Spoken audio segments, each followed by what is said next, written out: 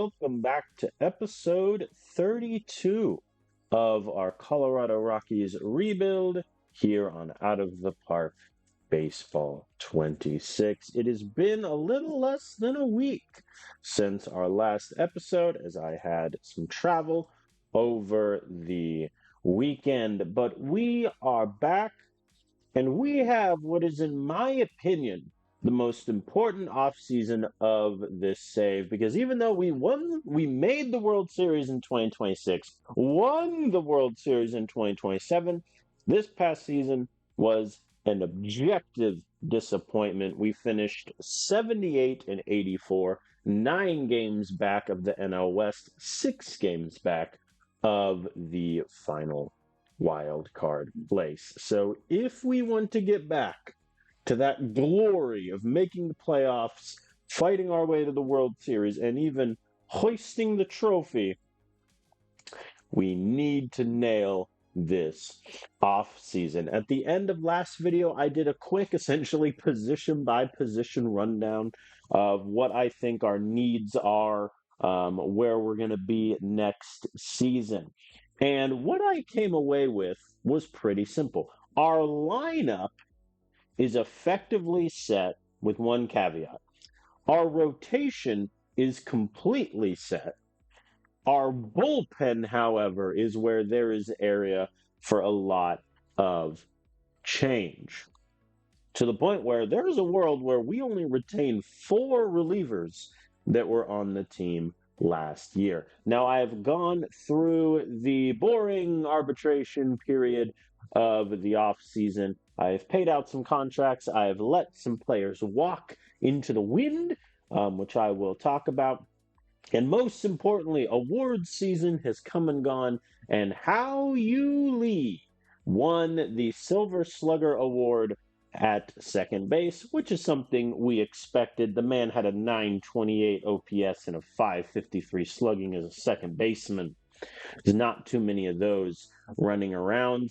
He did get awarded $4.5 million in arbitration, which that is one of the biggest year one arb payouts I have ever seen. But he got us 3 WAR last year, and if I'm paying $4 million for 3 WAR, I'm taking that and liking it.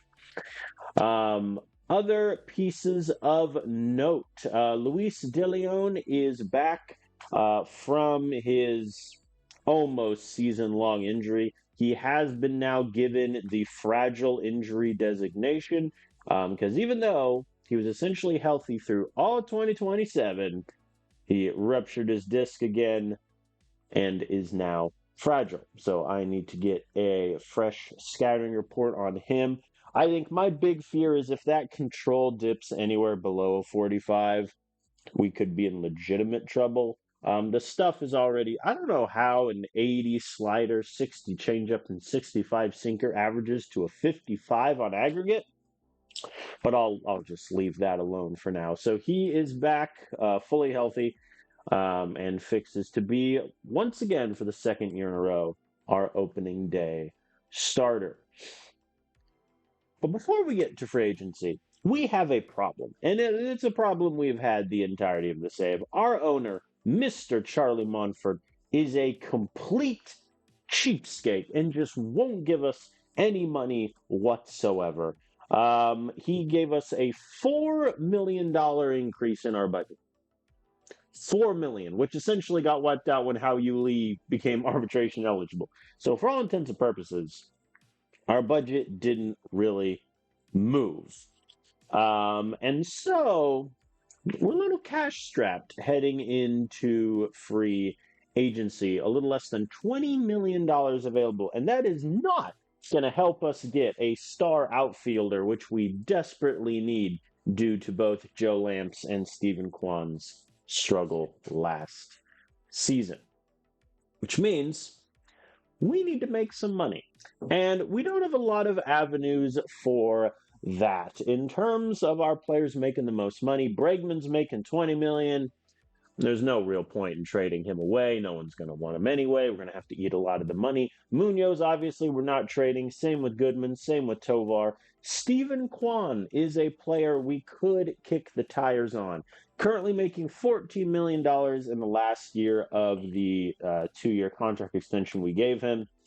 He was, by definition, an average player last year. The power actually was increased, which was a nice thing to see. But overall, not a great year for him. So we're going to try to shop him around in the offseason. The problem that I'm going to run into is he is currently team captain. And I traded away our other team captain at the trade deadline last year. So our team's kind of lacking on leadership if I get rid of Steven Kwan. At the moment, he is penciled in as my starting left fielder, more as a placeholder. I don't really see the value in keeping him next year as a backup, so we'll see how that plays. Jordan Walker, obviously, I'm not going to trade. I'm essentially going to see if he can replicate his success next year, and if he can, offer him a contract extension. If he can't, he might be a candidate to get traded at the deadline. He has also been not without his injury concerns when he has been with us and the Cardinals before. So that's something to look into mind. And that brings us to the player that will get traded in about 3 minutes. Bobby Miller, who has been a starter for us for 3.5 years. He was one of the first sort of big players we acquired in this save trade with the Dodgers, which, if you're wondering who won that trade, we traded him along with getting a prospect named John Rhodes, who made it up all to Double-A, did very good, and then promptly retired. So acquiring him didn't really matter. But we gave the Dodgers Sam Hilliard, who played for them for essentially a season, was average, crushed AAA, and then hilariously, we got him back in 2027 as organizational depth, which will never not be hilarious to me. But he's with the Red Sox now. So we won this trade, clearly, I think. And Bobby Miller, 2026 was definitely his best season. And then 2027, 2028, he essentially put together identical numbers in terms of starts. He pitched 1 inning less, but the great kind of stops there. He gave up 18 more hits, 8 more earned runs, homers 5 less, walks 5 less, Ks 6 more. So all of that equals a worse whip, better home runs and walks and Ks per 9, but a much worse BABIP, 2.2 WAR. I have decided to trade Bobby Miller. The main reason is he's making $8 million this year in arbitration, and next year he'd be a free agent.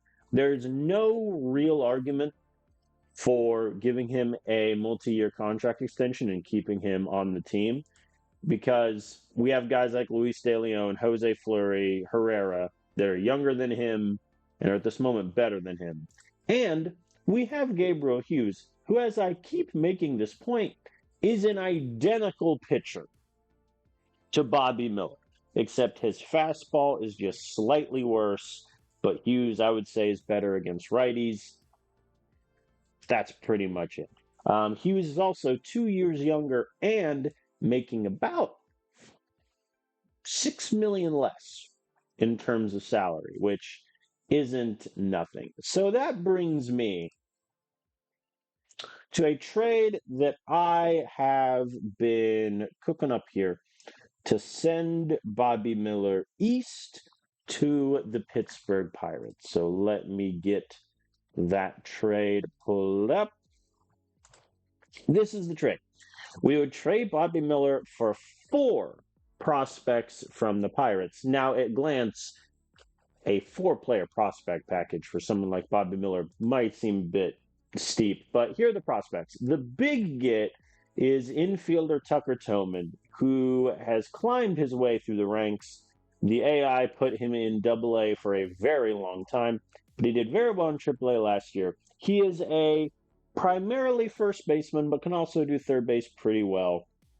I would call him just an above average hitter. Everything is going to be potentially, 50 or a 55. He's not going to strike out a ton. Doesn't have that much power, though he did get double digit home runs in only less than 80 games last year for AAA. That's not nothing. And, would he be on our team the next year? No. He would be in AAA and sort of be the first infielder called up at the sign of injury. The second prospect is relief pitcher Jack Anchor, who I like a lot. His control could potentially be a 60. All of his stuff could end up being sort of average to slightly above average. And for the reasons unknown to any deity in the sky, after climbing up to Double A, they put him in rookie ball this past season. I don't understand why the AI does what it does. I am acquiring him as a reliever, not as a starter. Sort of a long reliever, pretty good control, decent stuff. He is going to go right to Double A, and there's a non-zero chance he could be part of our bullpen at some point next year. Those are the two exciting prospects. I've also asked for Inmir Lobo, who I view just as organizational depth. He is going to be a relief pitcher in our organization. He's got okay stuff, average movement, average control. Did well in Double A, but got crushed in AAA last season. So that just might be his level, and that's okay. And then the final get is Andres Silveira, who I think we should all admit, very unexciting. Not great stuff. However, he could have, he has above average movement already. He could have really solid control. He's definitely going to stay a starter in our organization. I'm going to put him at Double A, and we're going to see if his admittedly lackluster stuff can win the day. But this is the trade. Our available finances, we will improve by $7.26 million from this trade. It is done. Bobby Miller sent to the Pirates. I think, objectively speaking, given our rotation, has to be done.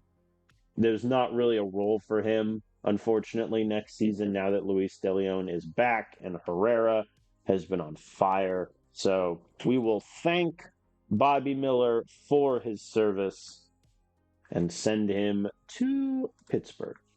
So, in terms of the prospect package, Silveira, is going to be at Double A. I'm just going to lock him there. Inmer Lobo, I think honestly Double A is fine. Jack Anchor, who I am going to move as to a relief spot. They have him in High A. I'm going to put him in Double A. I think what this also does is it improves our Double A team quite a bit, which desperately needed, seeing as they lost 77 games last year. And then Tucker Toman, we are going to add to the 40-man and subsequently send him down to AAA. I like Toman. Depending on how Acuna does next season, he could be a potential call-up in Acuna's place. We'll see how that plays. But now we have a little bit more money, a little bit more finances. So now we can shift gears to free agency. First things first, in terms of offseason summary. Obviously, I just traded away Bobby Miller, so there's 2.2 WAR gone. I've also let Anthony Molina walk. I did not offer him arbitration, and this could come back to bite me. I really don't think it will, though. Molina just unfortunately hit a wall this season and was arguably our worst bullpen arm, at least the guys that were there for a while. Famously, I tried to make him our closer in the first year of the save. That went horribly wrong. And he put together, I would say, 2 really good seasons, an average season, and then this year just got blown up. We are going to send him off free agency. Have a good time, sir. The other big loss in the bullpen, Seth Halverson also was not offered arbitration, and this one, I think you could make an argument. I should have done it the year before. He has been worth negative WAR the past 2 seasons. His WHIP has exploded to a 1.7. Even though strikeouts were up, the BABIP was a 350. You're not really going to get a lot of outs in that case. He still has tremendous stuff. Like, that didn't change, but control went down, stuff went down. If it gets to a point in free agency where like no one is offering Molina or no one's offering Halverson, I might send them both a minor league contract just to see if they accept it. Odds are they will not. So that's where we stand. In terms of free agents, I have one pending offer on the books. I have offered relief pitcher Griffin Jax a 1-year contract for $6 million. Now, Griffin is 34 years old, not exactly young. However, if you look at his scouting page, he only started dropping off in March and May of last year. His velocity dipped a little bit. His movement and stamina went up and then went back down. So, highly likely we'll only get one good year out of him anyway if I were to offer him, say, a 2-year deal. He did very poor with the Phillies last year, but he did great with the Tigers, and based on pure ratings alone would be like our second best reliever, which is kind of a grim state of affairs. But, Jax, he's got great stuff still. Control is solid.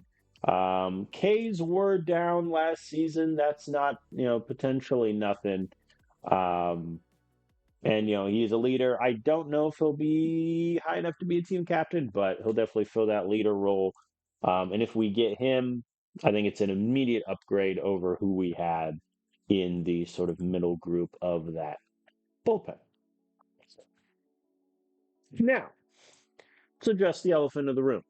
Trading Bobby Miller the way we did has brought our available finances to free agents up to $27 million. Everyone has agreed, we need a left fielder, as Cole Carrig is going to make the full-time switch to center field. The outfield free agent group is very uninspiring. Kyle Tucker is a free agent once again up top. Kerry Carpenter, also a free agent. Marcelo Zuna is still kicking at 38. Luis Robert Jr. is there. And finally, Jose De Leon, who is a international free agent from Cuba, is available. I'm getting a scouting report on him just to see if he's good. I mean, this player profile is just hilarious. A void K of 25. I have an 85 and 65 power. For curiosity alone, I almost want to sign him.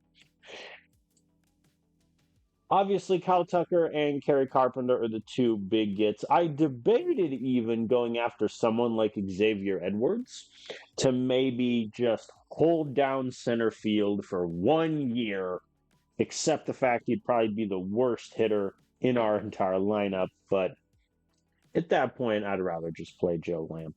So let's talk Kyle Tucker and Kerry Carpenter. Kyle Tucker, who has been with the Orioles for most of this save, and overall been pretty dang good. 5.8 WAR last year. Defensively, he still holds up as a great right fielder. However, this is the base contract he wants. 6 years, $211 million. That is quite simply too many years and too much money. He's going to be 32 by the next season rolls around. I spent maybe 15 minutes off stream trying to get this down to like a 4-year deal, front loaded. He won 6 years and will take like nothing else. So I don't think we're going to be in on the Kyle Tucker sweepstakes. What we could be in on, though, is Kerry Carpenter sweepstakes. Now, Carpenter was traded by the Tigers to the Cubs in their fire sale and promptly had the best season of his career. 34 home runs. Ks were down. He walked 50 times. He even hit lefties. I don't know what sort of magic the Cubs used on Kerry Carpenter, but the fact that he was serviceable against lefties is insane. Terry Carpenter is going to be our big target. I am going to get a scouting report because we don't have very high scouting accuracy. So I'll wait for that to come through before I, go crazy on him. But this is what he wants right now. 6 years, 132 million, which I'm going to be honest, it's pretty fair, all things considered. I think my version of that deal would be if we drop it to, let's say, 5 years, and instead give him a player option after year, let's say 4, and then a probably team option before the last year of the contract just to be safe. And then if I can front load this a little, I'll think I'll be a happy man. So let's say we offer 25 million year 1, 23 year 2, 22, and then drop it to 20, and then drop the last year down to, let's just say, 17.5, which overall 314. Yeah, so we'd make a little more. It would include a no trade clause, which I'm essentially okay with. I think that's fine. Does he like it? He wants 1.8 million buyout. That's fine. All right, we'll submit that offer to Kerry Carpenter, and then if the scouting report comes in and my scout's like, he's awful, run away, we might bail. Ratings-wise, in all honesty, he's not jumping off the page. However, his power is at a 60, and he hit 34 homers last year. And, in the home run department, we were 6th in the National League, which is good, but not great. So getting a guy like that who I could just throw at like the number 5th or 6th spot in my lineup, that's worth the financial burden here. Oh, yeah. And poor Yankees Fernandez. This poor man. There's an argument I shouldn't even sign Kerry Carpenter and just give Yankees Fernandez like all the at-bats in the world, but the man has missed essentially 2 full seasons of baseball through injuries. I assume his ratings are just gone. Which really sucks because he was Barry Bonds there for about a week. All right, Luis De Leon, fresh scouting report. Please don't lose control. Please don't lose control. Duh. His control's down to a 40. His stamina dropped by 15. Oh boy. 15? This game is cruel. Okay. That is a problem. I like how he has the potential of getting his control back up. Oh yeah, that reminds me. All right, development lab. So, end of last video, I talked about a few things that I want. I'm gonna be honest, Mr. Luis De Leon. How hard would it be to improve your control? Medium. I'm fine with that. Famously, all of my pitchers that I tried development lab with last year, they all failed. So we have that to look forward to. I think he's really the only starter that I want messing with anything. Relief pitcher-wise, Herrera... Nah, Herrera let me down last time. I think completely. Here's a question. For Condon, plate discipline is also medium. I think that's worth it.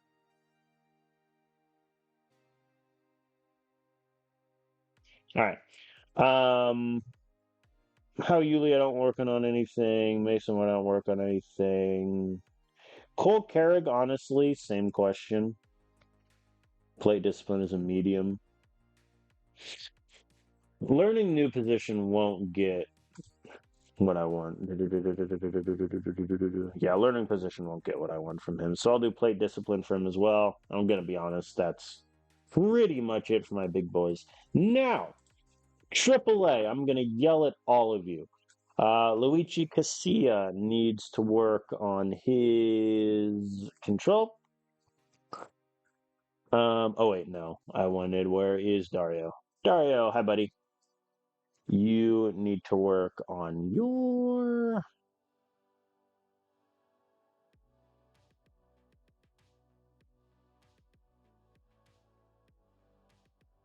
honestly, gap power. Back to AAA.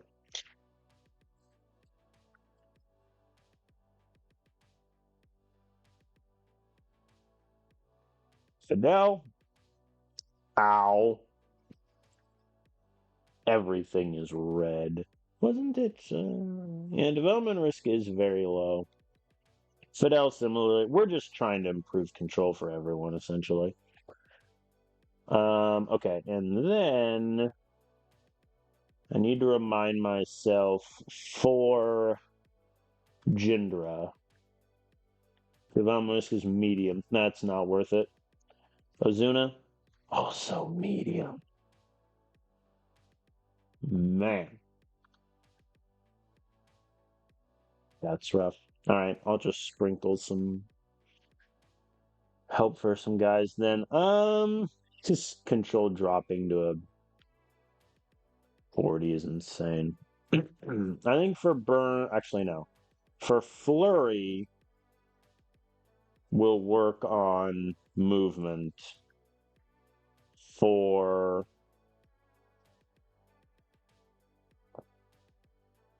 honestly, Nolan Chanuel, how hard would it be for you to get gap power? That might be worth it. Do I like this? I think I do. We'll keep it like that and see what happens.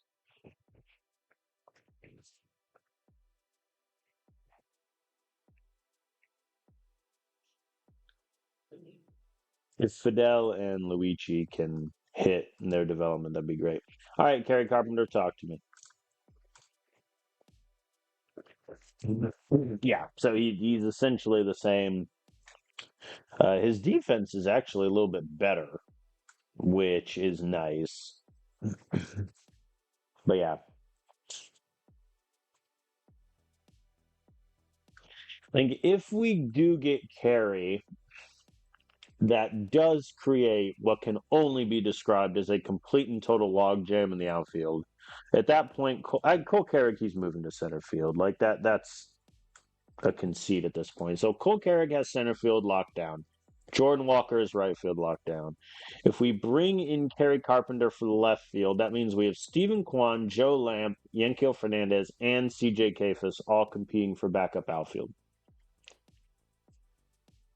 And that's when our DH spot is also locked down by Nolan Chanuel. So it's not like one of those outfielders can DH.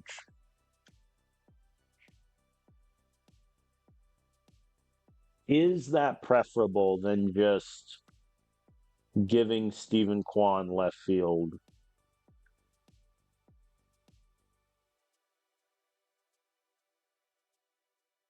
And letting these guys hit? Like, in all honesty, CJ Kafis versus Kerry Carpenter. I mean, Kerry is better. He's obviously more powerful, better against lefties. But is it worth? The question essentially is, do I think Kerry Carpenter's power is worth locking my outfield and angering probably three of these guys? I just really wish Yankiel Fernandez didn't get injured for 2 whole seasons.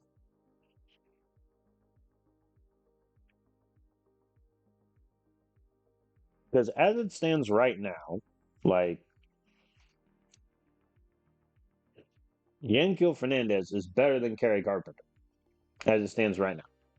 But I also don't know if those ratings for Yankiel are his actual ratings because, as I said, he essentially missed 2 whole seasons. I'll see what Carey says about my offer. O'Neal Cruz is also a player I debated signing to play center field. I honestly don't hate the idea, but I think I run into the same issue as I did with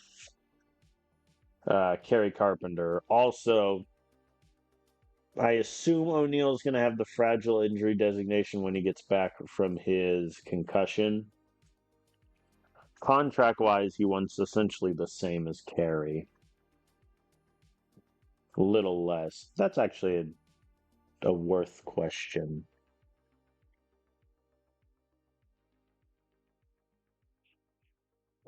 So Carey has more power, much better avoid K. O'Neal Cruz gets me more BAPIP, more gap, more eye. I would prefer Carey against lefties, I think. Obviously, O'Neal is quicker. And then defensively in the outfield, O'Neal's much better. I think I'm gonna wait. I'm just gonna wait. I'm at this point. I'm waiting to see what Carey says about my offer. Trade proposal from the Rangers. They want to send me Logan Grubb, who I have low scouting on. I mean, he looks maybe fine. And Oliver Camilo, who looks terrible, for Victor Vodnik. No, get out. What are you doing? Don't waste my time. Hall of Fame voting. Let's do it. All right, first things first. Did anyone get close last year but not make it? Ryan Braun. Controversial. Put him in. Anyone else? David Price got to 40%. I'll throw him in. No, no one else. Okay. So, Miggy, obviously, put him in. Without question. First ballot. Argue with a wall. Curtis Granderson's on my ballot. One of my favorite Tigers ever. I'm biased. Put him in. Does he deserve to get in? Probably not. But, that is what it is. Evan Longoria is eligible. I think he has an argument. Lester Posey only getting 13% of Hall of Fame votes in this universe is odd. I'm going to be honest. This isn't the most inspiring list. Joey Votto I'll put in there. Adam Wainwright I'm putting in. He's going to get like 13% of the vote. It's fine. And now I have 3 spots left and like nothing to do with them. I'll give a vote to Buster Posey. I'll give a vote to Greinke. And I'll give a vote to Madison Bumgarner. That's my ballot with like 30 seconds of thought in it. If Miggy isn't a first ballot Hall of Famer in this universe, I'm going to cry. All right, Fernandez, talk to me. Only his gap rating dropped. I'm talking myself out of signing Kerry Carpenter. The more and more I think about it. That is the downside, and it's the same thing I talked about with when we had Chris Bryant at the beginning of the save. Like having a guy that can really only DH hurts your lineup and roster construction every single time. Terry just doesn't want to get back to me. Trade proposal from the Rangers really like Vod. Wait a minute. You want Huh? Wait. You want me retaining Oh, I see. The Rangers literally cannot afford him any other way. So they need me to not only retain some of Vodnik's salary, but also give them $2.3 million in exchange for Mike Sawyers, who looks like he'll just be an average defensive outfielder, and Ricardo Mosqueda, who doesn't look good. How is the Rangers...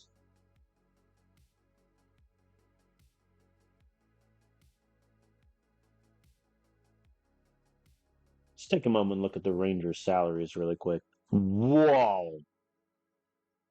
Yeah, that'll do it. They're paying... Why is Felix Bautista listed as a start?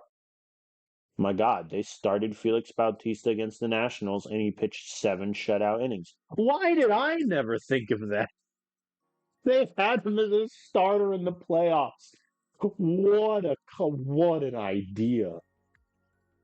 They're like, hey, you know what's better than a closer in the playoffs? A starter. That's actually insane. I mean, good on the AI for getting creative. Okay, so they're paying Tarek Skubal 42 million, Corey Seager 31, Felix Bautista 28. 28 million. How much did I have him for? 7.5. Oh no. And they still have Chris Martin on the books because he didn't retire at age 42. Oh no, Rangers. Oh no. Oh no. That's actually insane. They're paying Jake Berger $11 million. And he's been a negative WAR play. He barely. Huh? Did he get injured? No. He just genuinely was on their bench the whole season and never played, and they're paying him 11 million. This is the kind of stuff I wish the AI wouldn't do because it's so silly. Like they always have two to three, two players on their bench that just never play. They only come in as base running subs. So silly. Wow, Kerry Carpenter just does not want to talk to me. Which I mean, fair. Yeah, it doesn't even say if he. I think if he demands more money, then I'm taking it a sign from the universe that he's not here. All right, Jose De Leon, talk to me. Oh my God, it's true. I am so tempted.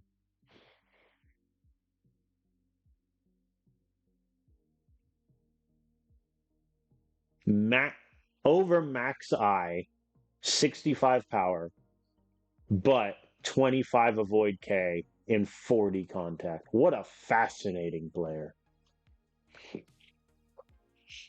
If I had worse outfield depth, I would genuinely go for it just to see. Griffin Jacks.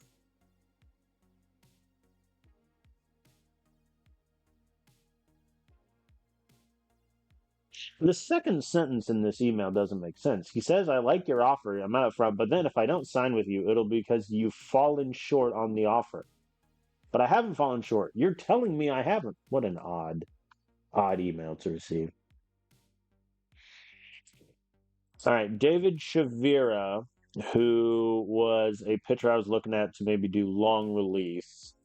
He was another international free agent. I mean, I don't hate it, but I'm also already paying Griffin Jack $6 million. I think if we don't get Kerry Carpenter, then we shift gears and maybe go after Chavira to help boost the long relief. The 45 control is a bit shaky. I'd almost, to be honest, give me another scouting report just to see if that control is maybe like a 50. Uh-oh. The Mariners put together a better contract for Griffin. All right. What do you want? You want 7 now? That's fine. 7 million is fine. I mean, Griffin Jackson immediately becomes one of the best players in our bullpen. It's not particularly close. I'm leading on Gary Carpenter.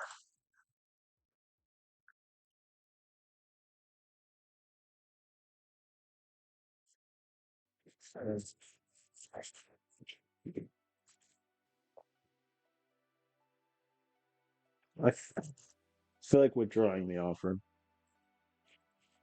Because don't get me wrong, the power is tempting. The slugging is always going to be there. But I don't know if it's worth. Because let's see. Okay, let's play this out. If I sign Kerry Carpenter, then Stephen Kwan gets traded. Kerry Carpenter goes into left field, which is, no offense to Kerry, a defensive, potentially disaster. Joe Lamp would definitely be on the team as a backup outfielder, which I think is a good place to be. So then either CJ Kafis, Yankiel Fernandez, well, actually, 5. How many bullpen guys do I got? Yeah, I couldn't.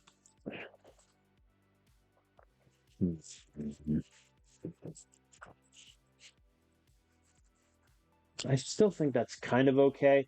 But I mean, CJ Kafus could very well turn into, an above average outfielder, but he's just not going to get the reps. And he's been in AAA for so long. And Yankel Fernandez, I mean, he can also really only play right field.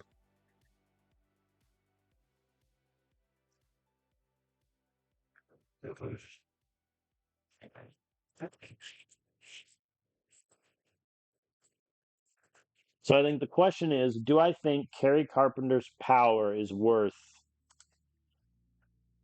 messing around with this outfield?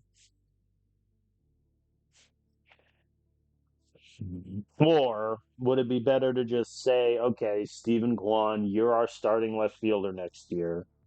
Good luck. Joe Lamp backs him up.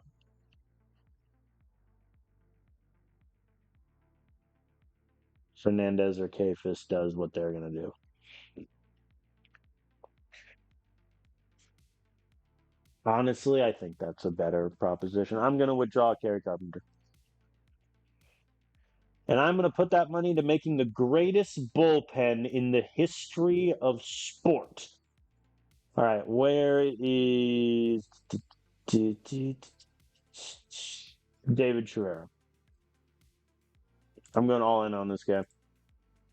1 year deal. Would it be worth it to go two because arbitration would increase anyway? Let's say 2 million. 8.2, and then next year you make 8. What say you? Done. All right. If Stephen Kwan plays poorly next year, I think we're in a spot of trouble. Because the other issue is because Stephen Kwan is making so much money, no one really wants him. Like the only team that'll take him straight up is the Phillies, and they want to send me 34-year-old Walker Bueller, who is just worth negative WAR and had an ERA of 5.8. So even if, let's say, I retain 40%,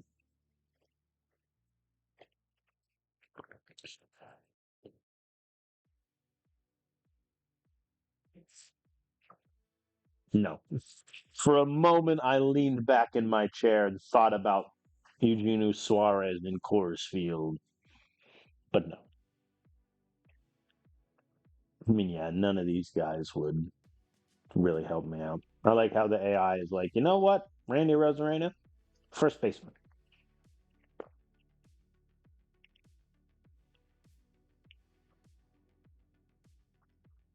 Yeah, nah. I think I think at this point, next year's outfield is going to be: can Stephen Kwan have a bounce back year? Can Yankel Fernandez still produce after missing 2 seasons? I think that's the question. Here's the other question: do I then trade Chase Dollander? Because my bullpen right now: Munoz, Chapik, Henches, Vodnik, Jameson, Zerpa. That's 6. The 2 free agent guys I'm adding makes 8. Wellington Herrera, at this point, I would rather play than Dollander.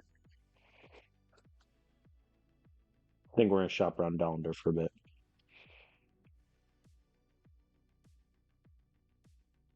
There is interest. It's not good interest, but there's interest. Jacob Young, hear me out. Would anyone want to give me prospects for Chase? No, that seems insulting. Who needs relief pitching help? Probably the Tigers. Unsurprisingly, they do not. Oh, they need a left fielder. Gee, it's not like you traded away both Kerry Carpenter and Riley Green in the same year. Who could have possibly foreseen that? Needing outfield help. Is anyone red or yellow on a bullpen? Not even the White Sox are. That's how you know. Pretty much everyone just has a good bullpen at this point. We have reached a point. I like how my starter in left field is red. My starter in center field being yellow does not make any sense. Ah, the Guardians need a reliever. Well, Guardians, do I have a player for you? Chase Dollander. In exchange, what do I need in terms of prospects? Like a young outfield prospect would they have no prospects. Guardians. What has happened? My God. Ooh. I like Braden Sloan quite a bit. So essentially he's like that Dollinger's low. How do you like that? Wow. They want Paulinho. I don't want to go get Paulinho. Like, why would I do that? Out of your mind game? Speaking of which, what are Paulinho's ratings in Double A?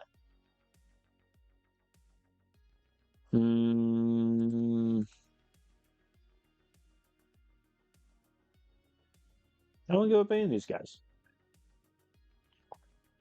Well, to be fair, I could just keep Donder and then send him down to AAA. Yeah. Nobody's going to want him to the extent that he'd be worth it to trade. David. All right, he prefers my offer. That's good. Lottery results. The Athletics and Angels swap. Nothing else interesting.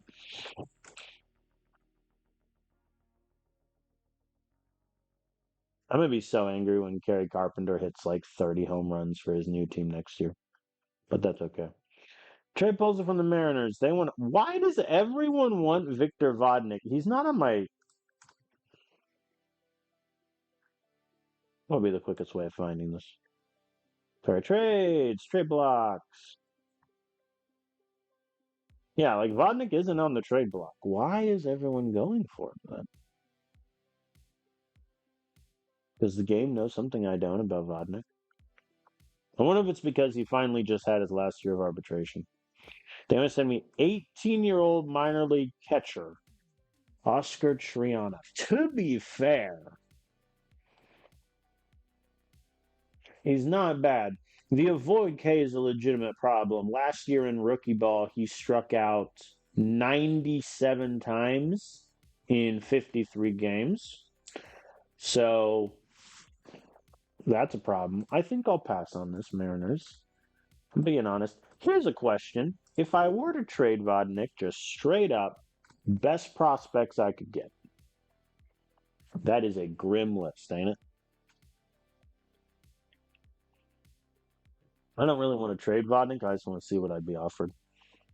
Brayan Bello, who looks like the Red Sox are debating moving him to relief.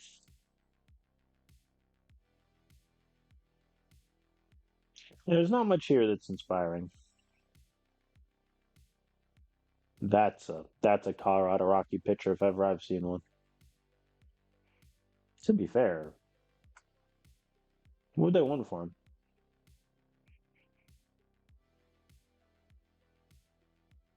Yeah, no one I really want to give up.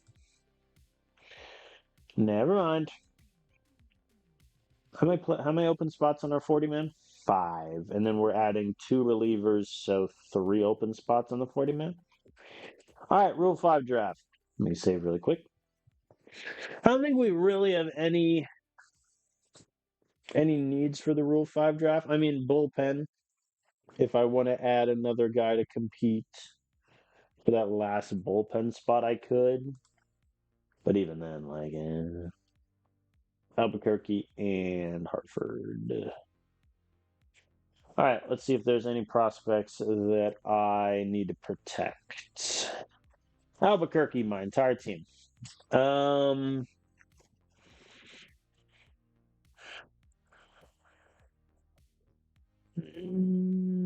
Yeah, Alex Bush is rated pretty highly, but in all honesty, if somebody comes for him, like, it's not the end of the world. Luigi Casilla Might be one. Nah, again, his ratings are so low, though. I don't know how.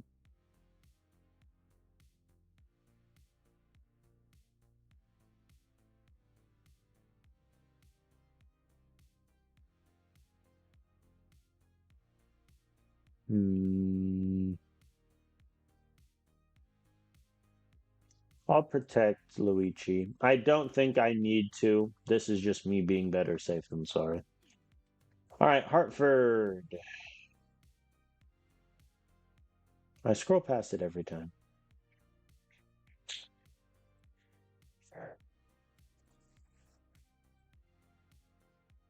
Yeah. I mean, Ozuna. Should I call Ozuna up to AAA while I'm thinking about it? Mm,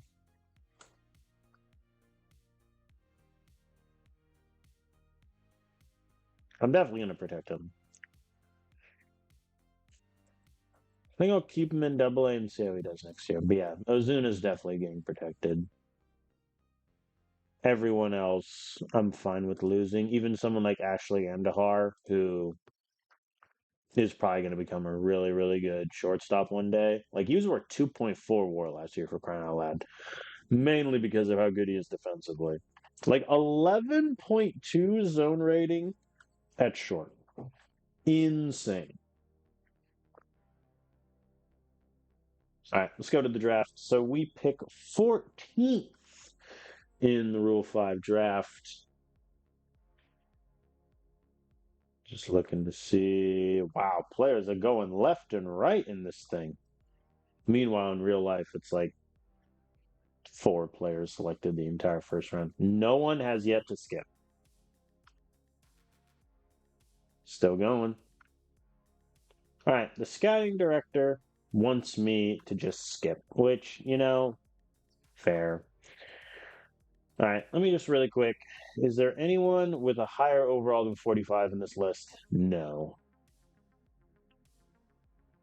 Best potential, we're looking at Tristan Hayes, or excuse me, Titan Hayes. Why is he? I don't know why the AI does this. He's 27 years old, and they had him in single A last year. Crush him. I mean, he's not bad. He's not ready for the majors, and his control is likely poor. If the AI had played him at AA or AAA, I'd be more confident. Look at Alex Bush over there. Should I draft my own player? I mean, really, the only thing that would make sense is if we go for a bullpen arm.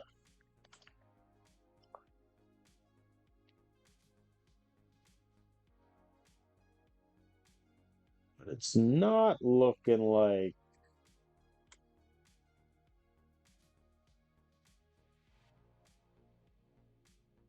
80 stuff potential. Leave me alone, game.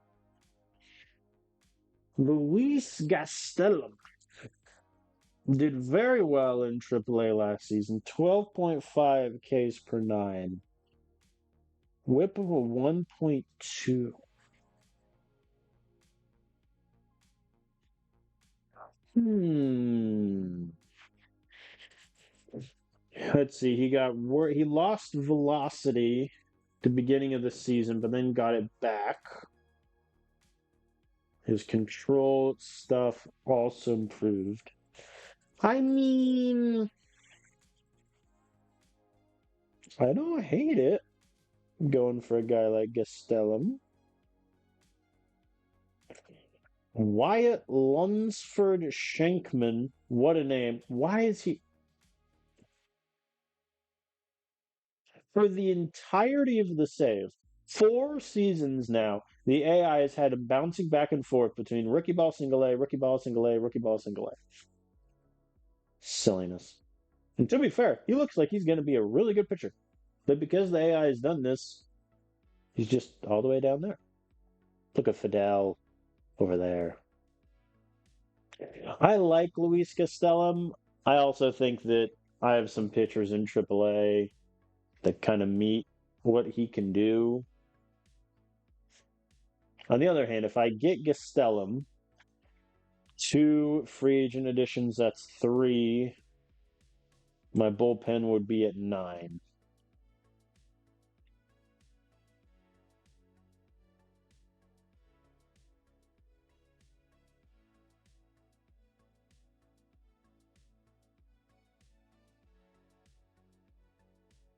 You know what?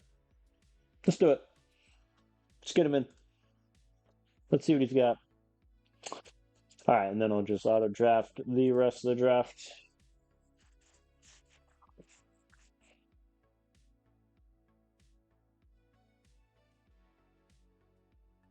Yeah, none of our players were selected.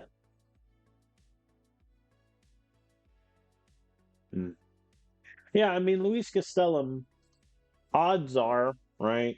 He's going to be probably an average reliever with pretty good stuff. But,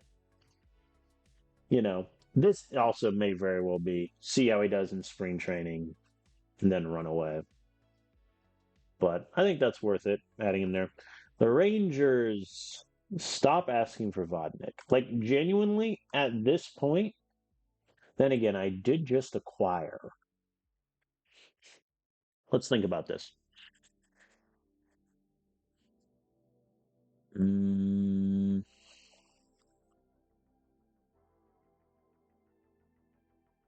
hmm. What are they offering me? 19-year-old prospect who is bad, 22-year-old prospect who is the actual worst player I've ever seen. No. The Giants want Vodnik and cash for Noah Weck. No. Interesting that Vodnik seems to be the one that people are pining for here. Look at those prospects that would be offered to me. No.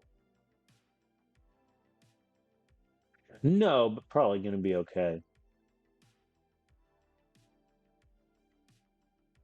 Once again, the AI started this kid in rookie ball this year. Yeah.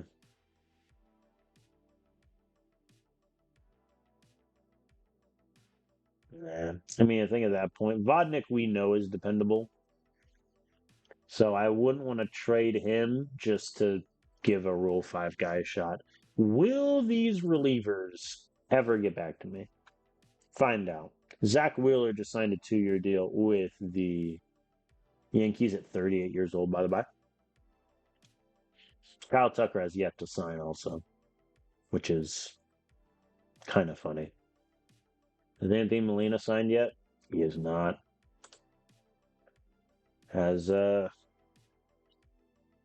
Seth Halverson signed yet? He is not. I'm gonna offer Halverson. Oh, I can't offer him a minor league deal. I'm gonna offer him a minor league contract with a major league option and see what he says. Nah, he's not interested. All right, fair enough.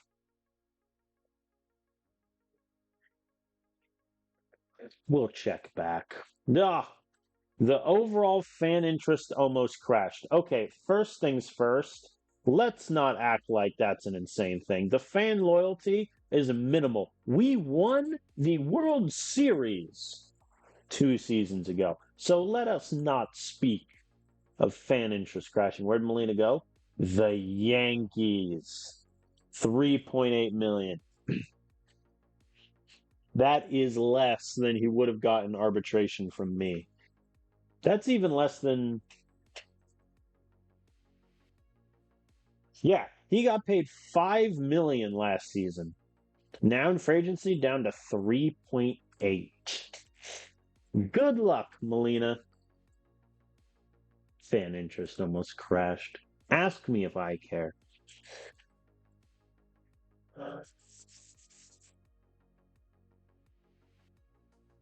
I mean,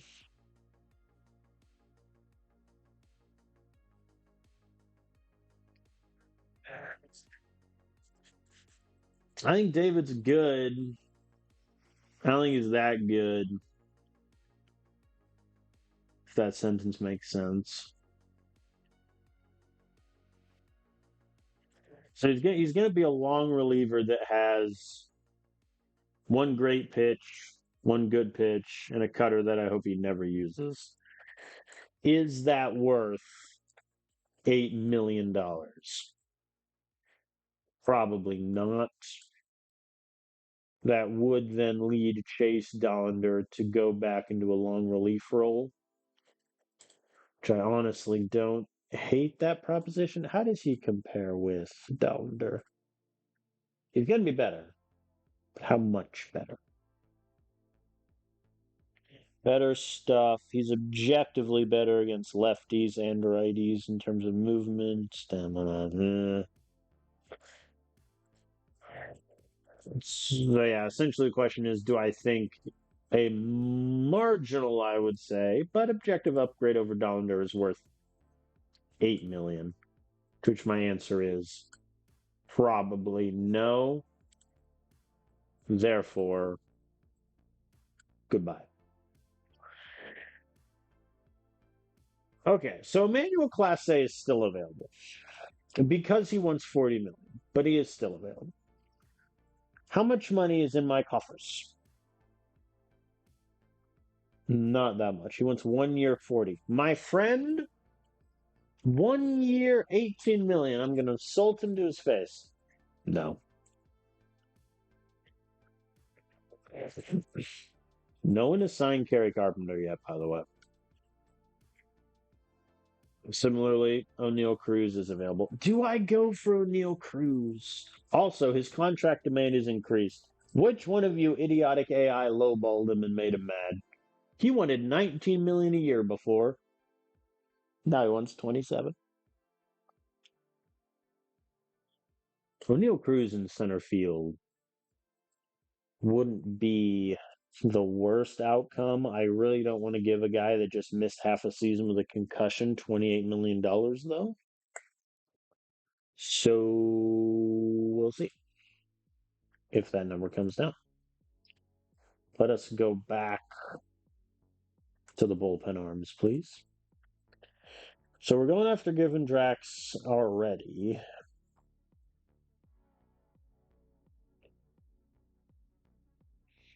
I think at this point, I am more than less accepting that Dollander is going to be a long reliever again, and he's just going to have to be better. Signing someone like Joe Mantiply, who's 37, never mind. Yeah, I mean, at this point, like, we're more or less just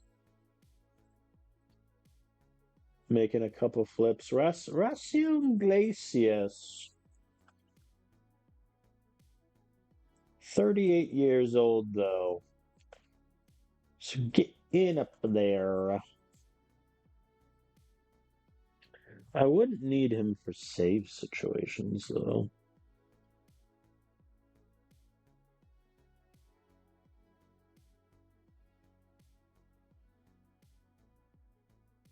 How much money does he want? 2.5. I'm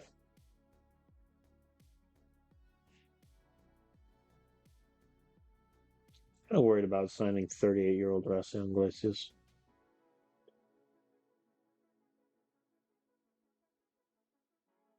I think I'll pass.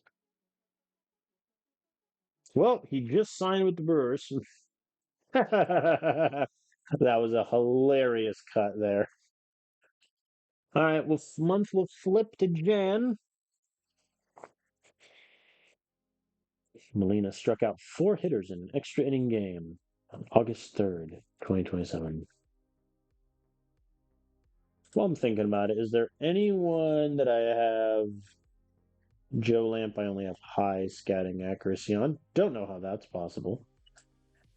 Pitchers. It's very high in everyone. Cool.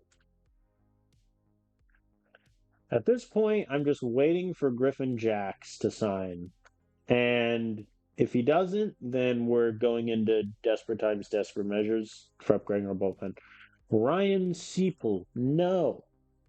Benito Martinez, no. Okay, at this point, even though he's not, I am making Vodnik untouchable because I'm getting tired of the offers that are being sent to me. They insult me.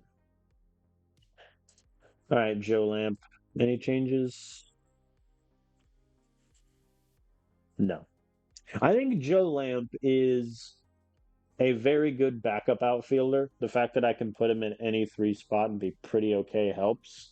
He also doesn't strike out a ton, which is good. I think him being a starting center fielder next year would not inspire much confidence.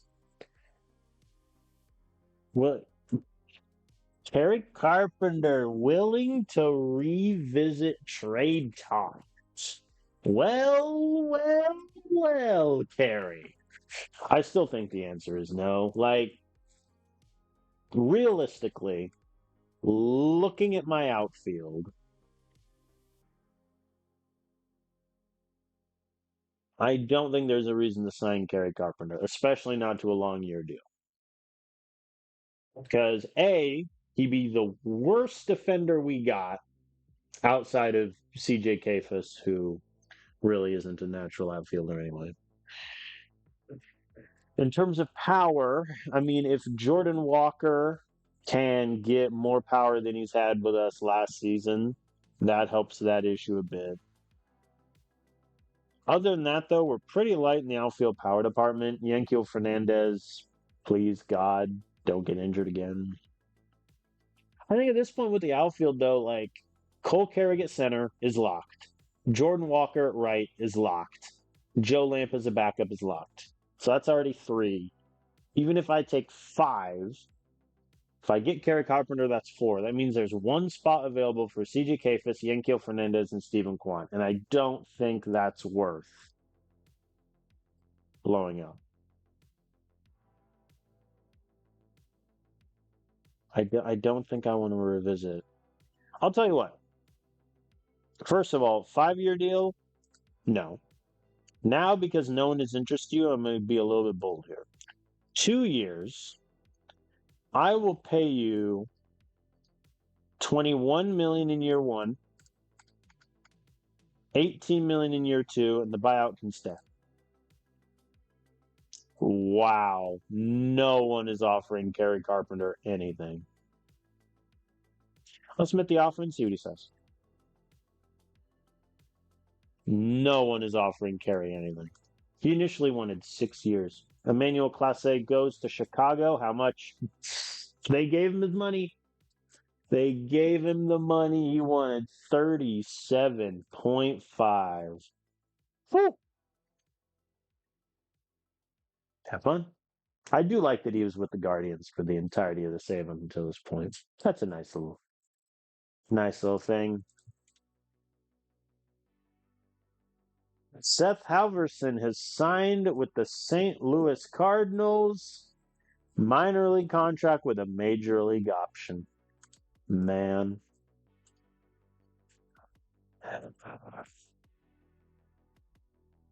I really thought Seth Halverson was going to be like our closer in waiting and one of our best relievers after 2026 and part of 2027, but how the mighty has fallen, et cetera, et cetera.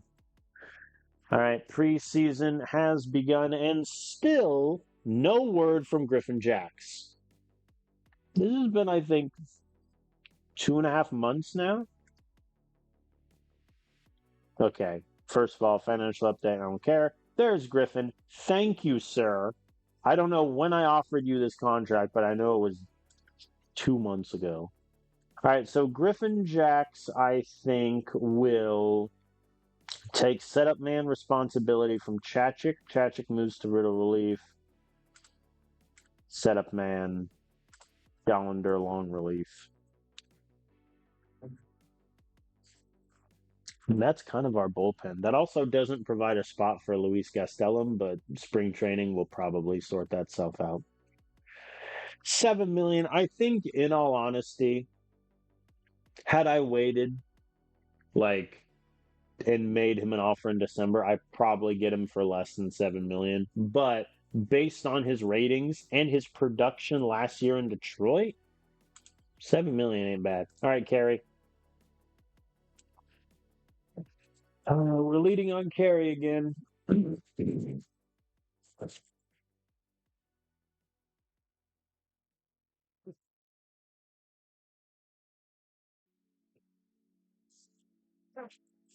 Here's something that might actually matter in this calculus: is Griffin Jacks. Griffin Jacks is a leader. He's not a captain.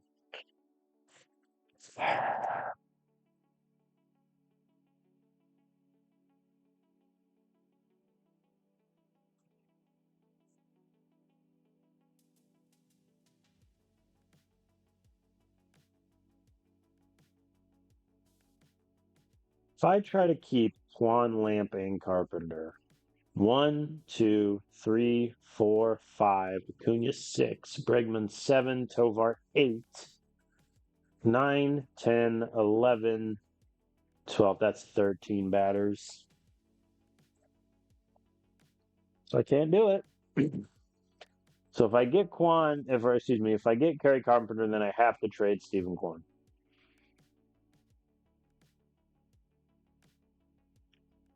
Do I think that's worth it?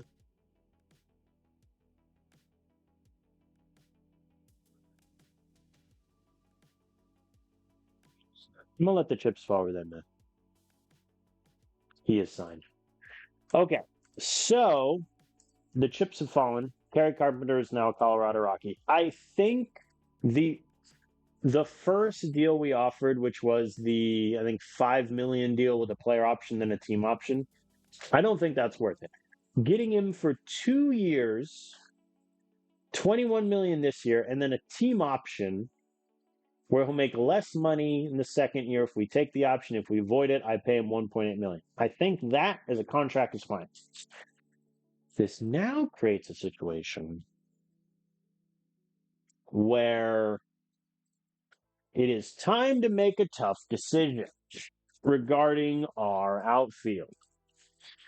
Because now I have Stephen Kwan, Joe Lamp, Yankiel Fernandez, and CJ Kefas all competing for backup outfield. I think the benefit of keeping Kwan is he's a reliable bat. I can play him at either corner. I've even played him at center a couple years ago. And he's a team captain.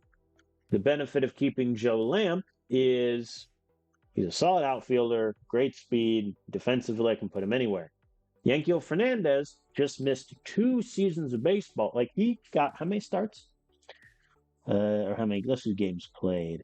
24 plus 8. He played in 32 games across 2 seasons due to injury. He's starting in AAA either way. CJ Kefas then would get sent down, but then my bullpen would need to be shorter. This might get dicey. Well, this has now gone dicey. All right, Hall of Fame voting results. Miggy, find me the voter that didn't vote for Miggy just so they can put out a New York Post op-ed. I didn't vote for Miggy because I wanted my vote to go for someone else and I knew who'd get in. So stupid. All right, Zach Greinke makes it. Ryan Braun makes it. Joey Votto in his first year, 54.8. Interesting. Sorry, Justin Upton, I tried. Oh boy. But yeah, we officially have a logjam in our outfield, by the way. Okay, so now in terms of lineup construction, I think, in all honesty,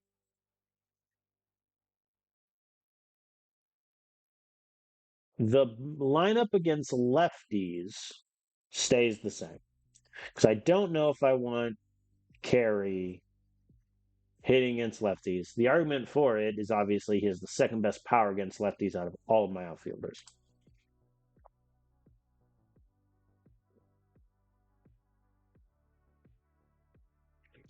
My lineup against righties now, I think. Do I drop Bregman in the lineup? That might just be where I'm headed mentally. Or, nah, I liked Nolan Chanuel hitting second. I think there was value there.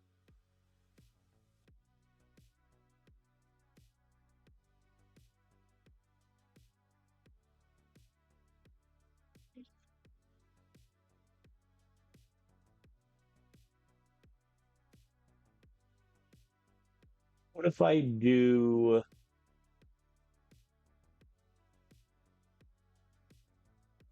that? So Carrick 1, that's obviously set in stone. Nolan, I like it 2. How you lead 3. Condon 4. Carpenter 5. Goodman 6 is a lock. So really 7, 8, and 9 are the 3 that could move.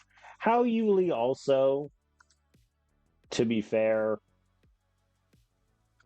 like him hitting all the way up at third might be a bit reactionary and silly. So I could also move him up and down, but I think that's pretty much it. Spring training is going to be wild with all these outfielders. Shall we resume negotiations? David, to be blunt, you missed your chance. No.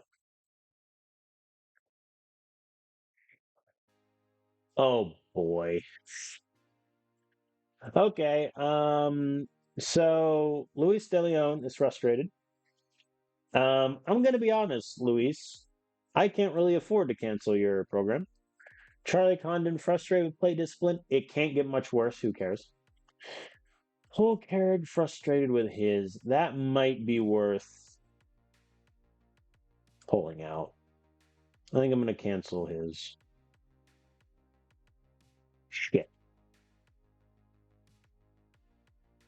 All right, so Cole Carrick's avoid K rating hypothetically dropped by 5.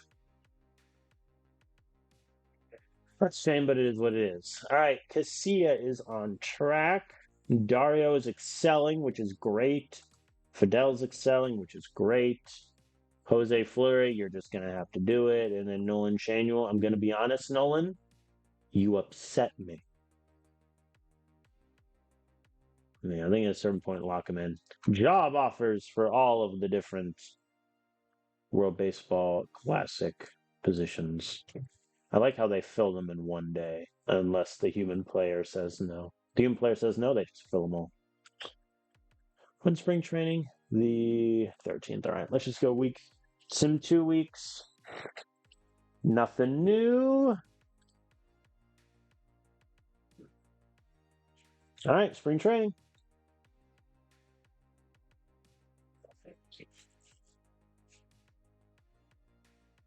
All right, player development update. Oh no. Chase Burns' stuff dropped by 10, stamina dropped by 5, and his potential goes down also. Well, that's not good. Hashtag analysis. Bregman, his speed dropped. I don't care about that. Hunter Goodman's power decreasing is not nothing. Luis Gastelum, his stuff dropped. Munoz's stuff and movement also dropped. I've had better scouting reports, going to be honest with you. All right, let's go to spring training. If no outfielders or relievers get injured in spring training, we're going to have some hard decisions to make. Must be said. But it's a good problem to have. Because at least now we know we're not going to have to put Alec Burleson or Dylan Carlson in the outfield. All right, spring training has started. Let me save. No injuries. If Yankiel Fernandez gets injured, I can't be held responsible for the words I said. But yeah, I mean, spring training at this point, we're just going to sim through and hope there are no injuries. Like, that's all I can really do at this point. Just hope no injuries. David Trevera has signed. Did he get the $8 million? He wanted 8 million. There is a universe where I would have paid this man 2 year and like, what was it, $14 million deal or whatever it was, and instead he signs a minor league contract with a major league option for 2.4 million with the Padres. I think that also confirms my belief that had I waited to sign Griffin Jacks, I would have got him for cheaper, but that's fine. Mason White out 5 weeks for the rest. That's essentially the rest of spring training, and a little bit of when's opening day? Yeah, actually, opening day is the 20th. When are our 29th? We open against the Reds. So yeah, I mean that sucks. Mason White, he wasn't gonna make the opening day roster anyway. Ooh, Jordan Walker, 4 days. I'm honestly not gonna chance anything. Just put him on the IL. I have enough outfielders that guys will get at bats anyway. Just put him on the IL. No injuries. Okay, okay, okay, okay, okay. Look, every time we survive a save without injuries, nah, Joe Lamb 3 days to the IL. Is that excessive? Yes, but like after seeing Yankel Fernandez get injured so much, not taking any chances. Tovar has 10 RBIs already. All right, plate of him. Oh, y'all. Oh, we have something here in Ozuna. Oh, we have something here. Okay, I think that also does that ratings boost. I think confirms that he's going to be in triple. Yeah, yeah, he's going to be in AAA to start the season. Yep, yep. Will Klein, his stuff and control dropped. I'm going to be honest, Will, you're going to get waived. Gazdar up and down. Brian Betancourt getting worse sucks. Remember when I thought he was going to be the catcher of our future in like 2 years ago? That was fun. Take me back. Gavin Turley got worse. This might be the worst draft pick I've ever made. And what's insane is I had high scouting accuracy when I dropped him, so he just did not hit his potential at any step of the way, which is insane. What a world. What a world. But yeah, I think that's the worst draft pick I've made, especially a high one. Ooh, Dollander with back spasms. Put him on the IL.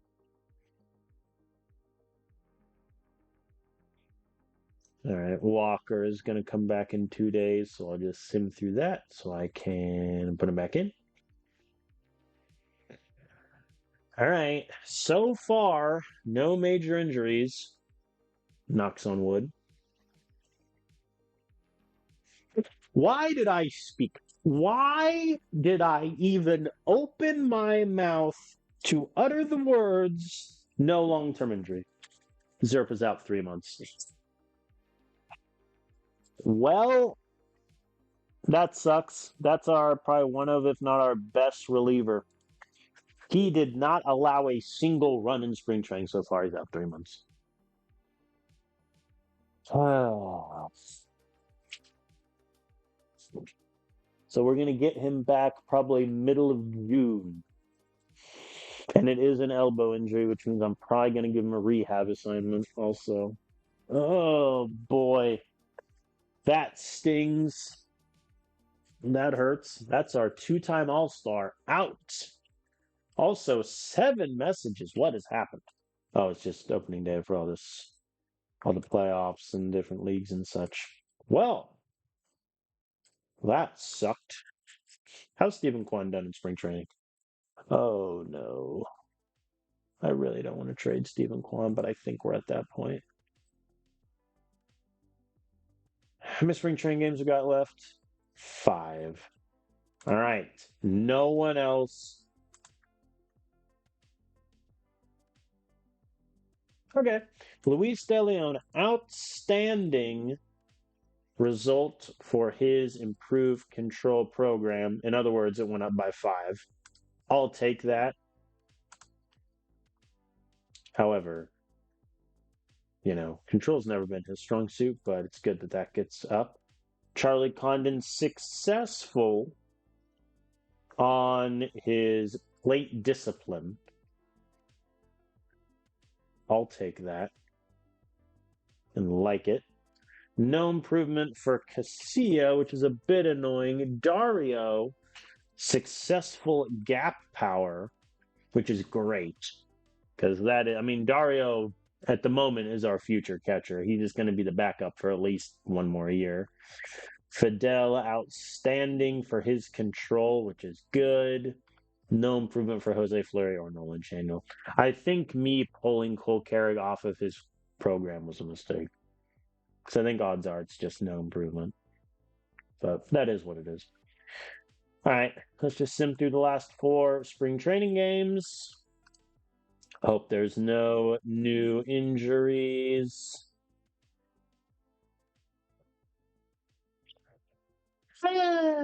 Mild oblique strain for Chase Burns, which is 1 week.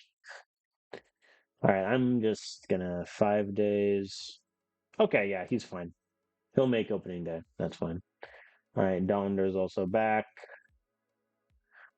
Opening day. Who is playing in the opening games? And I assume either Korea or Japan, since that's where the game usually sends them. Season expectation? Win it all, kids. I'm going to get fired. It's fine. All right, opening day. Giants at Reds this time around.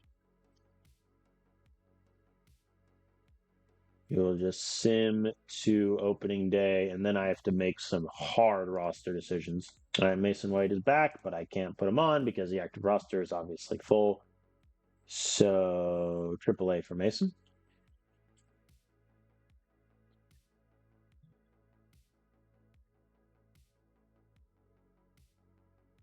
Reds took the series 2-0, which is good because now the Giants are starting in a hole to start the year.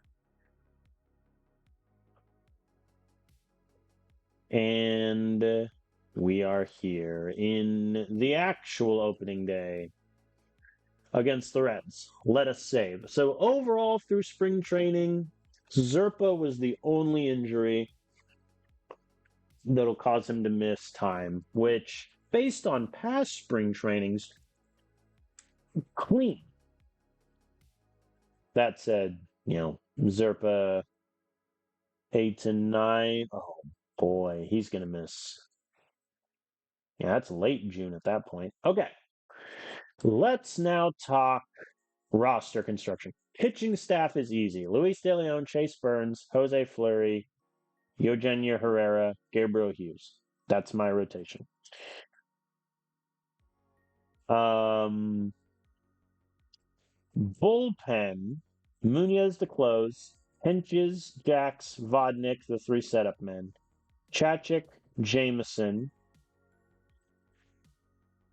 Luis Castellum, I think, is going to be in there at middle relief also. Dollander is going to be long relief. At the moment, that is our bullpen, 8-man bullpen. So let's start Coleman list a little bit. Sean Burke, the lad, who I think is out of option years. He is. He's going to get waived and DPA'd. Angel Chivilli, who bounced up and down, majors, minors, majors, minors. He is out of option years. He's going to get waived and DPA'd. He might get picked up. We'll see. Remember when he was great? I missed that time. Jeff Criswell, who is somehow still in this organization. Also out of option years, waived and DPA'd. Probably should have done this before opening day, just so these guys could play in the minors earlier, but it's fine. Will Klein, waived and DPA'd. Ozuna, who had a very good spring training and is definitely like the prospect of ours to keep an eye on. And then, Herrera did great in spring training. Luigi Casilla, obviously, down to AAA. What am I at now? 32. So that means I need to get rid of 6 hitters. 2, 3, 4, 5. Oh boy. This is gonna suck. Wellington Herrera is gonna need to be in AAA then. All right, so we're locked in 8-man bullpen no matter what we want. Okay, this part is gonna suck. So Romeo Sanabria is out of option years, so he's getting waived and DPA'd. I doubt anyone will pick him up. but you never know. John Gazdar is going to start in AAA. Acuna is up. Tillman I'll get back to.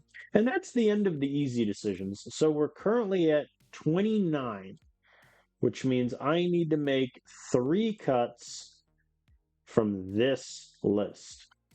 Yankel Fernandez is going to start in AAA because, as I have said, in the last 2 seasons of baseball, he only played 32 games due to injury. So I'm considering that like a minor league rehab assignment. My AAA outfield is pretty heavy. Gavin Turley, I'm going to be honest, dude. Go back to AA. I should hopefully make it a little better. What's my AA outfield look like? I have 1,000 players. God. My minor league outfield system is horrendous. Jared Thomas, I'm going to be frank with you. Goodbye. All right, that makes it a little bit better. So Yankiel is essentially getting a rehab assignment in the minors. I know he had a good spring training. I don't care. To the minors. Now, to Tucker Toman, I think is going to be one of them. I had a thought of maybe keeping him over Acuna, but I like the idea more of Acuna trying to get that playing time against lefties over Bregman and go from there rather than Toman. But we'll see how that plays. So I need to make 1 cut. So it's either Quan, Lamp, or Kafus. Lamp is safe, so really it's Quan versus Kafus. And it's going to be unfair to one of them. Boy.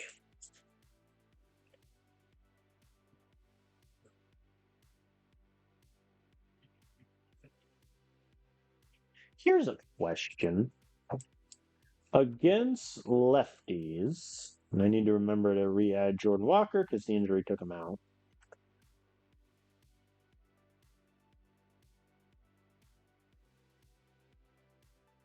How did Nolan Chanuel do last year against lefties?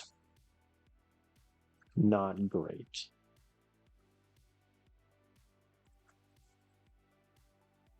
What I could do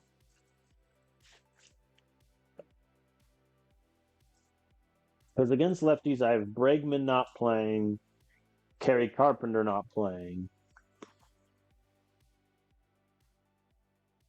Honestly, with how much money I'm paying,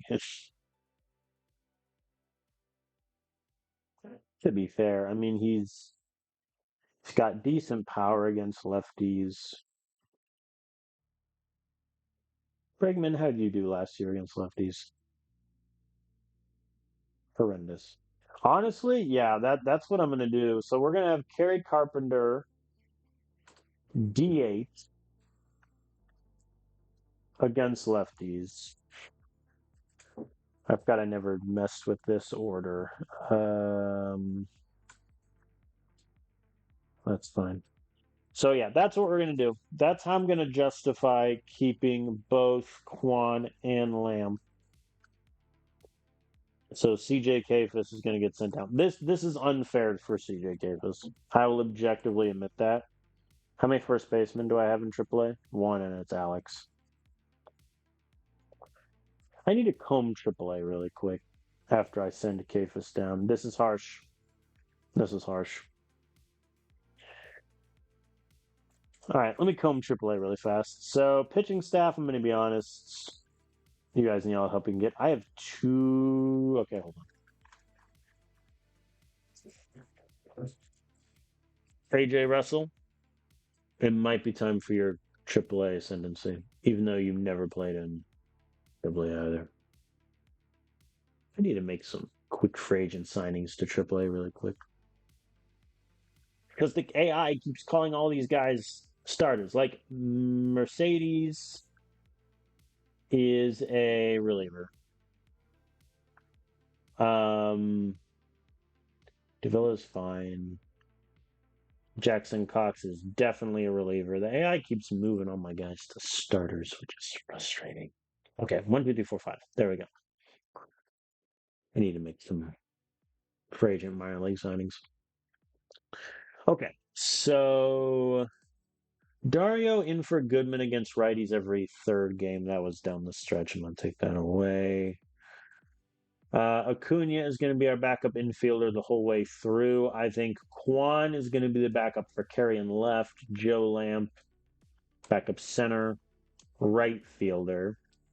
Against righties, I think the DH is going to be the backup DH is going to be Carey, then Kwan can take his spot in left. Pinch hitter is definitely Kwan, and then Dario behind him. Pinch runner is Acuna. Then Joe Lamp behind him if the AI ever tries to get silly.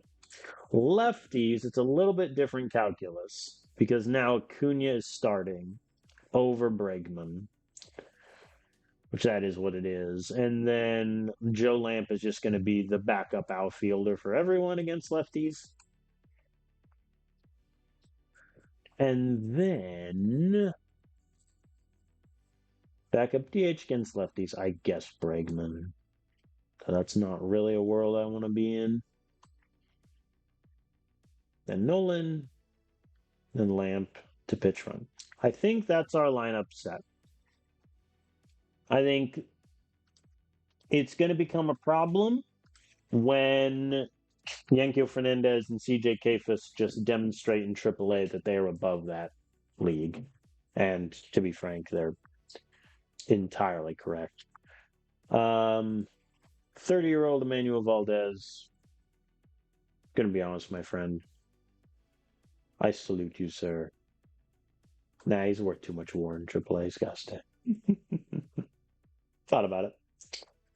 Okay, now we're gonna save, and then I'm gonna inspect the free agent list for any viable AAA relievers. Also, any notable free agents still available, just for the heck of it. Harrison Bader, Marcelo Zuna, Marcus Semien unsigned. No one got Xavier Edwards or Dylan Carlson. That's a former Rocky right there. Anyway. All right, let's look at pitchers here. All right, at this point, we're looking at just relief pitchers that I can throw in AAA. Like, that's just where I'm at. And I'm going to be honest, I'm going to be very lazy about this and just grab guys on the younger end of things. Yeah, I'll get Lara back. He was with me part of last year. Come on back, buddy. Well, Zach Kelly can do the job.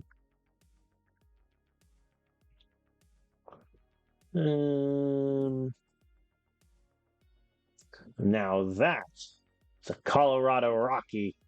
Oh, he wants a. Does he want a? That's fine. That's fine. Okay. That's our team. So lineups against righties. We got Cole Carrick leading off, Nolan Schanuel hitting second, Howie Yuli third, Condon 4, Kerry Carpenter 5, Hunter Goodman 6, Bregman 7, Jordan Walker 8, Ezekiel Tovar 9. Against lefties, Juan goes into left, Kerry Carpenter goes to DH, Nolan Schanuel hits the bench, and Acuna hits for Bregman at third base. I think that's okay. I think the benefit of signing Kerry Carpenter is we get a guy that we know can hit for power, and we hope the on-base percentage is more like how he did with the Cubs than when he did with the Tigers in the save. The downside of getting him is now we have an insanely crowded outfield, And with Nolan Shanuel taking DH reps against righties pretty much every day, that gets a little complicated. Um, but, if Joe Lamp struggles, then he could be sent down to AAA, and then Yankiel Fernandez or CJ Kafis could come back up. If there's an injury, we have options. Whereas, last year we had Dylan Carlson, as a AAA call up to help out. Or the year before that, we had Alec Burleson and Manuel Margot. This is a much better place to be, I think, just where we're at. But that is the team. And I think, without further ado, let's play against the Cincinnati Reds. We have Luis De Leon getting us started. This is his second opening day start. And the Reds, they still got Ellie. How much money are they paying him? 15. They're still in arbitration. Oh, no, never mind. He's still making his way through his 7-year contract. Fairs. It's not a bad contract at all, to be fair. They still got Ellie. They got Matt McLean rolling around. They kept Brenton Doyle, who obviously was our center fielder for almost the entirety of the save. We traded him to the Reds. So far in this season, listen, his OPS is 2,000. We'll see if that holds. Looks like they got Cody Bellinger in right still also. It's pretty fun. And then they got Jamie Arnold, who was their first-round draft pick in 2025. All right, fair enough. Let's get this party started and kick off the 2029 MLB season. Ellie De La Cruz, please do not take Luis De Leon deep on the first at bat. My heart will not be able to take it. Gonna be honest. All right, we're okay. He grounded out. Can you imagine? Can you imagine? All right, rest of the inning is clean. Cole Carrig leading off this season. Last season, leadoff duties were Brenton Doyle and then Joe Lamp, but we're trying Cole Carrig in leadoff this year. Stephen Kwan. Let the infield pop-up tracker commence.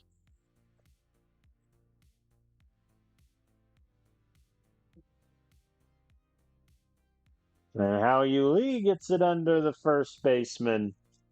Our best hitter last year picks up where he left off with a single, and then Condon grounds into the fielder's choice. Nothing doing there. All right. Ooh, Novi Marte with a leadoff double, and then a 4-pitch walk. Not good. And Brenton Doyle grounds into the fielder's choice, like he never left Colorado. But now Brenton Doyle's on the base paths, which is terrifying. And a nice double play to get out of the inning. Well done. Kerry Carpenter, his first at bat with the Rockies. He hits it straight to Cody Bellinger for the lineout. And Hunter Goodman pops up. Infield pop-up number 2.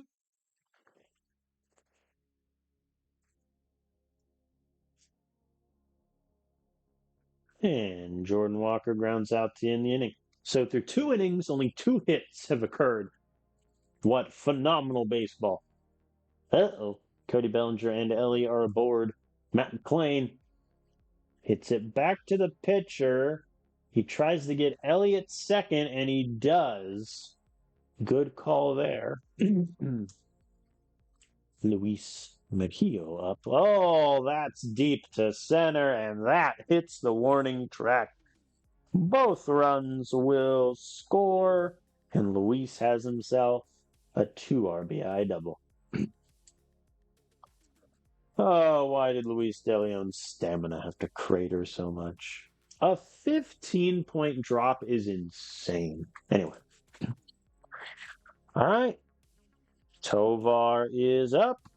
And he hits it deep to left field. That ball is gone. Our first home run of the day and of the season. Ezequiel Tovar gets it started. And here's Acuna, technically our opening day third baseman, since we're going up against a lefty. Poor Alex Bregman. Down goes Acuna. And Cole Carrick gets it down. We have life. I am going to run on Cooper Ingle, I think. And he gets in. Very nice. All right, Stephen Kwan, bring him around. And he hits it deep to center, but that's going to be easily caught. How Yu Lee, though, gets it down in left field, and Cole Carrick scores. Tie ball game, and that, kids, is why you steal second more often than not. Because if he's on first, that's just a first to third. Charlie Condon flies out to center, but we have tied it up. Oh boy. Cooper Ingle gets on base and then gets a steal off of Hunter Goodman. Brenton Doyle strikes out. What else is new? Cam Collier strikes out. Very nice. And McCarthy grounds out to first. Okay. Dillon's doing okay. Jamie Arnold, though, is on. Well, I'll wait and see pitch count until after this inning, I suppose. Carpenter K's. And Hunter Goodman flies out. You know, at least we're making Brenton Doyle work for it today. The hit and everything does better. And Walker strikes out. So through 4 innings, Luis De Leon was on 68 pitches. Arnold's on 52. All right. And Luis gets me a clean 5th, and he's on 82 pitches. I'm going to be honest, that's going to be it for him. We're going to get Dollander warming up for the 6th. And Tovar says 1 home run. How about another? That ball is gone. 403 feet. Tovar on pace for over 200 home runs in the season. Prepare yourselves, peasants, as Acuna hits it to the warning track. That's a nice double for the third baseman. I mean, hey, if Acuna can take the third base job from Bregman, it happens. Oh, and then Cole Carrick hits it to left. Oh, no. It's all coming apart for Jamie Arnold as the Rockies now are up 5-2, and they pull him. All right, they've gone righty, so I think I'll let Kwan hit. This does mean, I think, if it gets back to Acuna and there is still a righty, I will bring Bregman in. One gets the double to keep the party train going. How Yu Lee lines out on a full count. Charlie Condon hits it deep to right, but that's going to be caught by Bellinger. And Kerry Carpenter goes down swinging. Not a great opener from him. Yeah, Luis De Leon, his day is done. After 5 innings, not the best start from him, but again, he was injured for all but a month and a half last season. Dollander gets me a clean 6th. Very nice. Nothing for us in the 6th either. I'm going to warm up Jameson in case Dollander can't get through the inning. He cannot. 2 runners are aboard. Let's see if we can get double play. We cannot, as McCarthy hits it through, and the bases are loaded for Cody Bellinger. And he hits it deep to right field. That ball is out of here. So what did we learn here? Chase Dollander cannot go more than 1 inning. think that's what we've learned. All right, he gets me the rest of the seventh at least. But man alive. Stephen Kwan, Cole Carrick at the corners. How you Lee strikes out swinging. I also forgot to keep Simeon Till Acuna to bring in Bregman.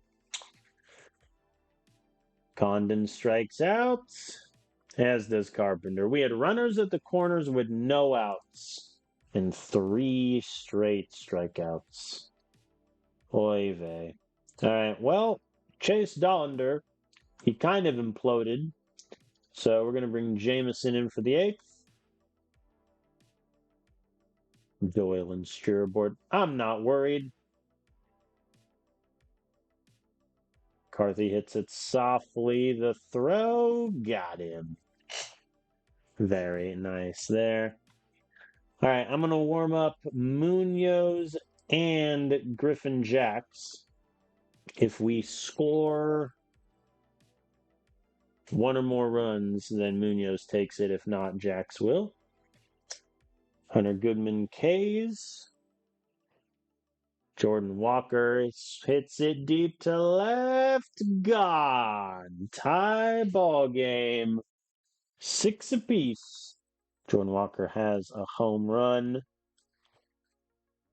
Tovar, 2 home runs already today. The swing, and he's aboard. The line drive to center. All right, I am going to make a sub here. Bregman is going to pinch hit for Acuna. And he strikes out looking on 3 pitches. Fair enough, sir. Fair enough. All right, I'm going to sit Jacks down because Munoz will get the 9th. A wild pitch does move. Tovar to second. Cole Carrick can bring him home. They're going to a lefty mid-bat, which seems illegal, dare I say. All right. Bregman takes 3rd. Munoz in for the 9th. First up, Cody Bellinger. Line out to right. Very good. Here's Ellie. Got Ellie swinging. Now for Matt McLean, Reds fans' favorite player. And he walks McLean. So the go-ahead run is on first. Luis, though, hits it to left. Caught. We're going to the bottom of the 9th. Munoz had 19 pitches, so I think I'll have Griffin Jacks warm up for the 10th if it comes to that. But first, Stephen Kwan gets it down in center field. We have a runner. I'm not going to run him with Howie Yuli on, but if Howie Yuli gets out, then I'm running him. 4-pitch walk. No complaints. Howie Yuli is aboard. 2 runners on. Charlie Condon walks him. Bases loaded. 0 outs. Bottom of the 9th. Kerry Carpenter, be the hero. Bang. Hits it to left. Is it deep enough for a sac fly? The ball is in. No one moves. Here's Hunter Goodman. And he hits it deep to left field. That ball is gone. Walk-off grand slam for Hunter Goodman. What an opening day game. 398 feet to the moon. We beat the Reds 10-6. Very nice from the men. Cole Carrick, Stephen Kwan, and Tovar all with 3 hits. Tovar with multiple homers is awesome. Kerry Carpenter going 0 for 5 with 3 Ks is less awesome, it must be said. But very good hitting performance overall, I would say. Pitching-wise, I mean, look, Luis De Leon only made 7 starts last year due to injury. His stamina cratered, his control cratered. we're going to have to work him back up. And then Chase Dollander just can't go more than one inning, which for a long reliever is not good. Hashtag analysis. But Jameson and Munoz both did well to finish that game out. Personal message. Despo Hernandez was upset and I guess wanted to go with the Atlanta Braves. Fair enough. All right, and that is where I will end today's episode. Thank you all for watching. In terms of the offseason, obviously, I can speak. Kerry Carpenter, was the big addition to our lineup. And then pitching-wise, we have gone with Griffin Jax and Rule 5 draft pick Luis Gastelum to reinforce that group. So hopefully those changes pay off. We did have to trade Bobby Miller in the process, but hopefully he finds success with the Pittsburgh Pirates. But that is it for me, everyone. I appreciate you all for watching, and I will see you next time where we will kick off Season 5 in 2029. See you then.